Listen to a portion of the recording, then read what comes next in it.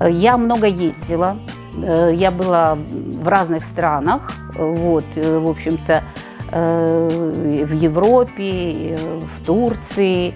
И куда бы я ни поехала, я вот из этих государств всегда привозила какую-то куклу.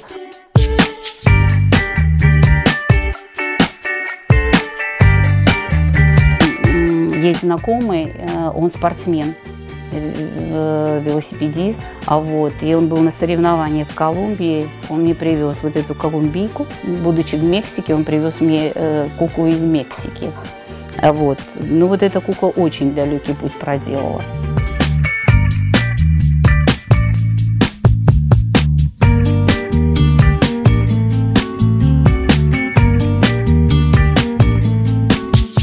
Очень люблю этих кукол, потому что, наверное, это родное, прежде всего, а потом это сделано руками, в общем-то, моей племянницы. Она очень любит вышивку и национальные костюмы, и вот эти кукол для меня сделала она.